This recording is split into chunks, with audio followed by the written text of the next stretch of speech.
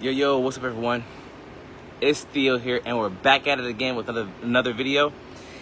Excuse the background, I got the vent thing going on right now, cooling off the house, so you gotta excuse the background noise. Nevertheless, we're back at it again and I am just so happy and grateful to be making another video. And with that being said, let's dive right into it. So today, I want to talk about some concepts, some financial concepts that I know can help move you in the right direction, to help move you in a positive direction towards your goal. And these words, these vocabulary words I'm going to introduce to you are very powerful in the financial world. Words we already know, but I'm going to recap them for us. Because again, anyone can do what I do, but not everyone can be me. In fact, no one else can be me except for myself. And no one else can be you except for yourself. And with that being said, this is why it is so important to educate yourself, so that way you can spread the truth. But with that being said, and without further ado, let's dive right into this. So, I was doing some research because I got into a conversation with someone that really had me thinking. I'm sitting here like, am I really doing that bad? Am I really wrong for what I do?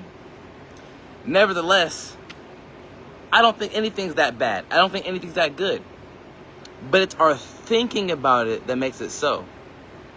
And one thing I learned about money, one thing I learned about relationships, one thing I learned about life is that it's 80% mind, 20% physicality, 20%, physiological. It's 80% psychological, 20% physiological, because it all starts in the mind. Any disease that happens in the body, any illness that happens in the body originates first in the mind, right? And just like that, this is a result. This is a result. This shirt is a result. I am a result. But the cause is your mind. The cause is your consciousness and subconscious mind. And without further ado, let's dive into these words so we can really understand the psychological aspects in regards to finances, in regards to money, right? With that being said, we're going to talk about accounting, debt, taxes, interest, assets and liabilities, and credit. I'm not going to go super deep into these things, but I want to give a video that gives a general understanding of these things. And then it's up to you to make it specialized by diving deep into it yourself. With that being said, without further ado, let's dive right into it. So, first, let's talk about debt. Debt just means borrowed resources. And guess what, guys? America's founded on debt. Right? You got good debt, you got bad debt. And America's founded on debt. And debt just means borrowed money, borrowed resources. One thing I learned in my journey is that if you want to earn some extra income, you can either borrow or you can sell. Right? You can buy then sell, or you can sell then buy. Right? And this is so important. Or you can borrow. Right? So you got three options: buy then sell then buy, then sell, right? Or sell then buy, and then it grows in value. Or you can borrow. But realizing that when you borrow money, when you borrow anything, there's a thing called interest that's involved. Now, interest, going into the second word. Interest is the cost of borrowing money or the reward for lending money. Interest is a double-edged sword. It has two sides to it, a positive side and a negative side. And you can get on the positive side of the money by going into the third word, assets, right? Assets and liability is the double-edged sword, right? Because if you have assets, ownership over things that increase in value over time, that's going to bring you in more income, because that's the reward for lending out money. That's the reward for lending out resources, right? But if you're on the negative side of the coin, let's say you live at someone's house, You're renting it, or whatever the case may be, rent to own, whatever the case may be. Well, guess what? You're on the liability aspect because you are borrowing someone else's resources, right? So now we're going to go into another concept, which is credit. This is why they say, build your credit. Credit just means buy now, pay later, right? Buy now, pay later. So, for example, if you go to buy a car, sometimes there's $0 down. Sometimes they might have $1,000 down, $5,000 down, whatever the case may be. But you buy now and you pay later.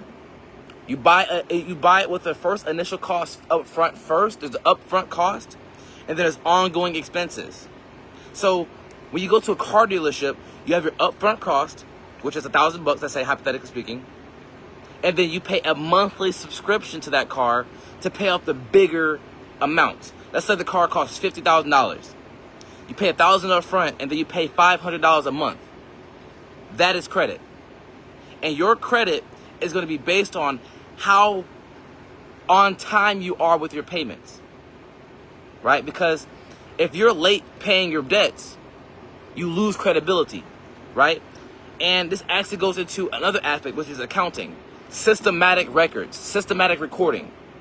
Because if you want good credit, you got to understand the language of money. And the language of money is accounting. But the thing is, you never understand accounting until you become accountable. That's the trick. And most people, why do they not like the accounting? Because they got to be accountable. People say, oh, it's boring. Accounting's boring. No, accounting's not boring. It's scary. Because you got to face yourself. Right? Let me see them bank statements. Let me see them. Let me see them income statements. Let me see them balance sheets. I'm telling you right now, you're marketing for someone. I'm telling you right now. I don't care who you are. If you're buying a bunch of Gucci, you're marketing for Gucci, but you're not getting paid for it. If you wear Nike, you're marketing for Nike, but you're not getting paid for it. I'm using Facebook. I'm marketing for Facebook, but I'm not getting paid for it. Right? So with that being said, accounting is the language of money because it is systematic recording as well as credit. Credit is buy now, pay later. You pay up front and then you pay a monthly subscription. But what makes this a liability in regards to a car is because you are liable to pay that down. Meaning, if you do not pay it, you are legally obligated to pay them. And if you don't pay them, they can take you to court. Right? Now, you have two kinds of money. You have emotional money and you have physical fiat currency. Right? Emotional money or your emotional bank balance. This ties into that too, because ultimately, when you really think about it, you can be credible legally, you can be credible emotionally to society, right? And the more credible you are to society, I would argue, is better for you to be than being credible on a legal standpoint. Now, I'm not saying that you shouldn't want to be credible legally, but if you have society against you, or if you have society with you, you have another form of wealth that not most people will have. But at the same time, being legally credible is another thing too. That's also beneficial. So honestly, without a doubt, having them both is better than having just one. Having one is fine. Having both is phenomenal, right? But with that being said, another concept that I did not mention in the beginning of the video that I'm going to talk about here, which is taxes, right? Taxes, in essence, is just collective contribution, right? It's the golden goose it's the goose. What is it? It's how we feed the golden goose that lays the eggs, right? Or whatever the case may be, whatever that metaphor is. You know what I'm trying to say, guys, right? So, with that being said, when you feed the goose that lays the eggs, right? You produce more eggs, right? And Taxes are the collective's way of contributing to society in a positive way. That's why we have roads, we have parks, we have libraries, right? We can have certain festivals because our taxes go to that stuff, right? Now, with that being said, one thing that I'm going to go a little off topic, but I'm going to bring it back full circle. If you do not want people to revolt against you, you give them two things, a circus and bread, right?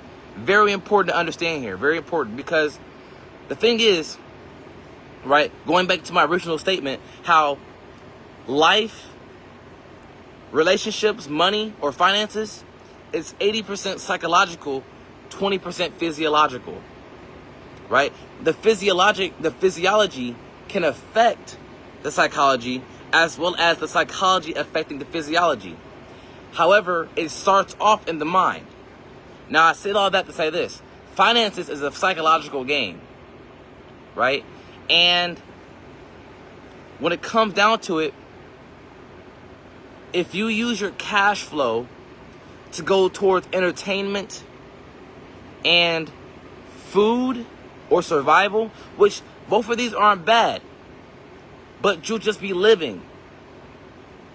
If you want to go above and beyond, if you want a life of significance, right? If you want to do super fine, you don't want to just do fine, you want to be super fine. You want to live a life of fortune. You don't want to just make a living, you want to make a fortune. Your cash has to flow to assets. Your cash has to flow to assets. What is an asset? Assets essentially just means positive ownership.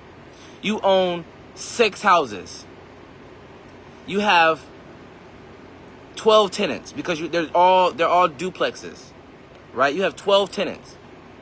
Each tenant pays you $600 a month.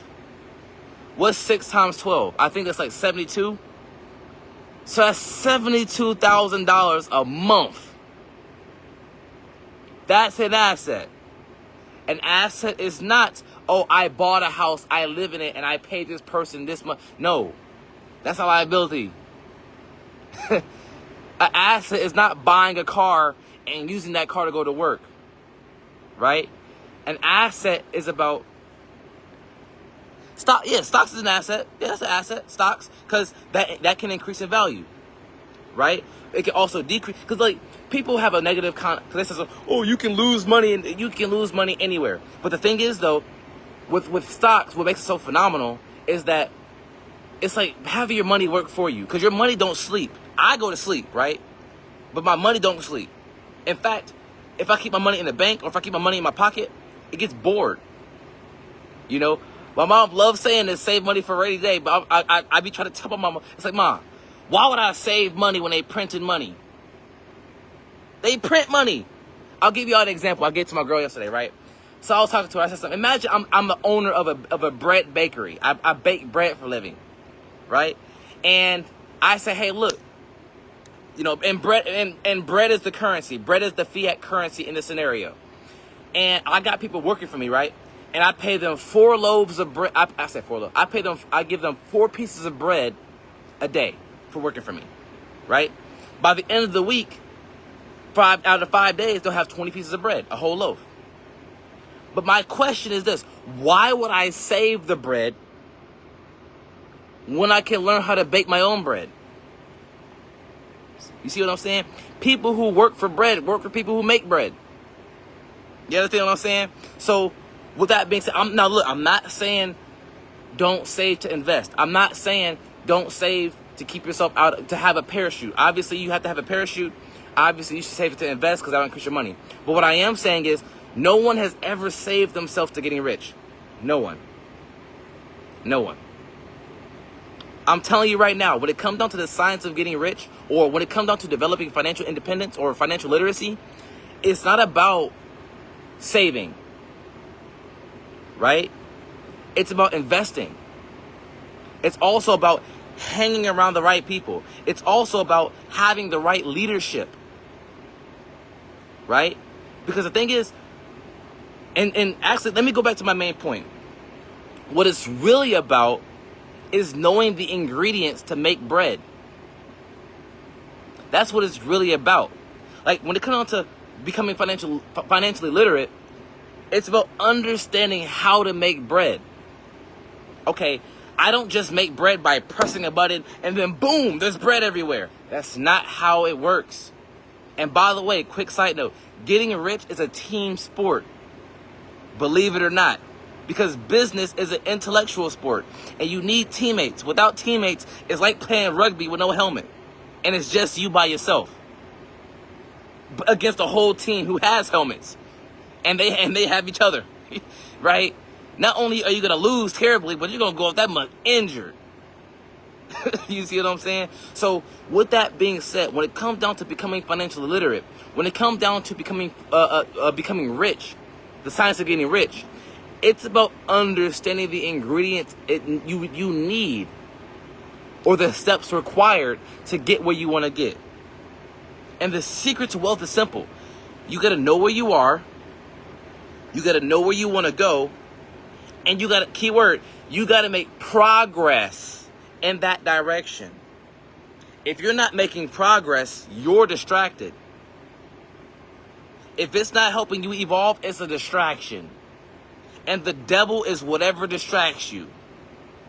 You got to lock in. You got to focus. You see what I'm saying?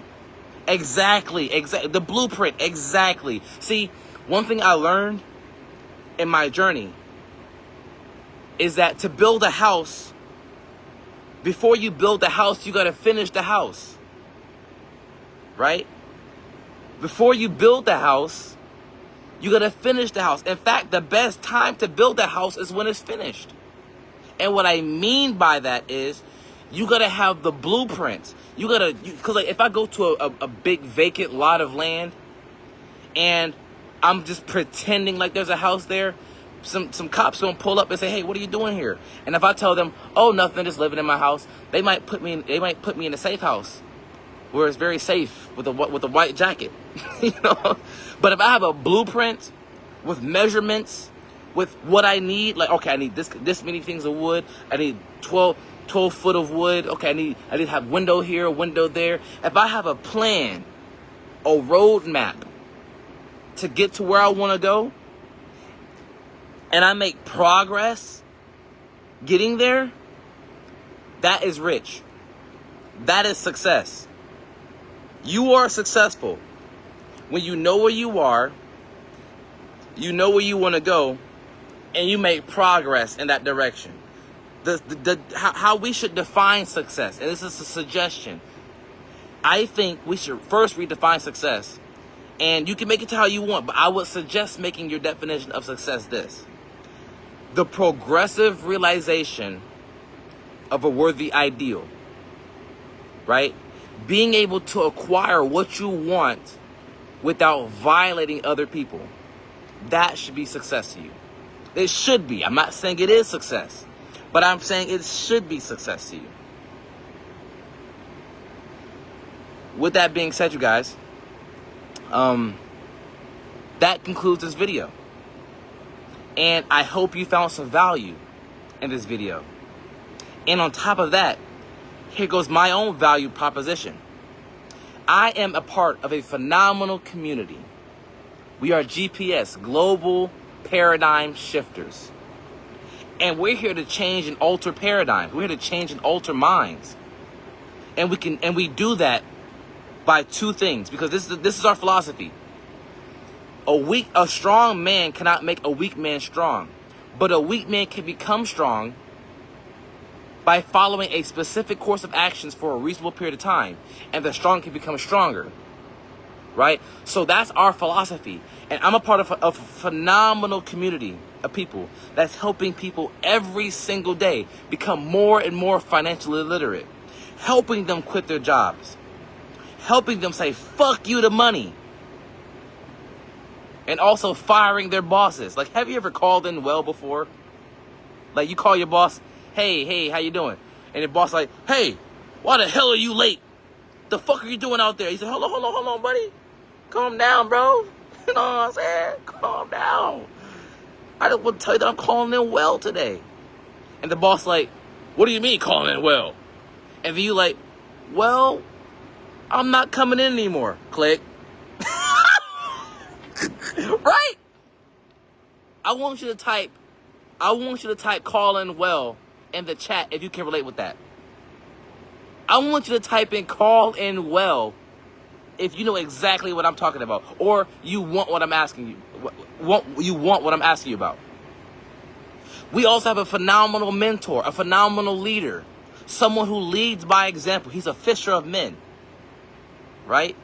And this individual has changed he is changing the entire course of my life. My life hasn't totally changed yet.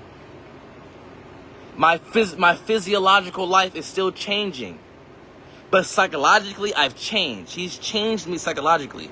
And my life, my physical life, is downloading into that process. And the environment where we meet up at is always phenomenal. It's always mind expanding. And with that being said, guys, I would love to serve you. We would love to serve you on helping you become financially independent, on helping you become financially abundant, on helping you become financially literate.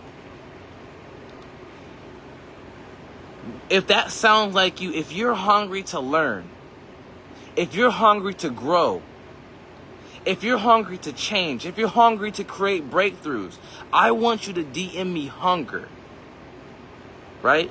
I can buy you food, but I cannot buy you hunger, right? And with that being said, I want to leave you guys with that. Again, if you're looking for some change, some actual change, I would love it if you DM me, because we have a phenomenal community. We have phenomenal leaders, and we're just helping people become more self-aware and learning and helping them also fall in love with the truth. Because this is the thing. Shout out to Mr. Bob Proctor. God rest his soul. Those who love the truth, those who know the truth learn to love it. Those who love the truth learn to live it. And with that being said, you guys, I hope you guys found value in this video. You guys have a great rest of your day. I love you. Peace.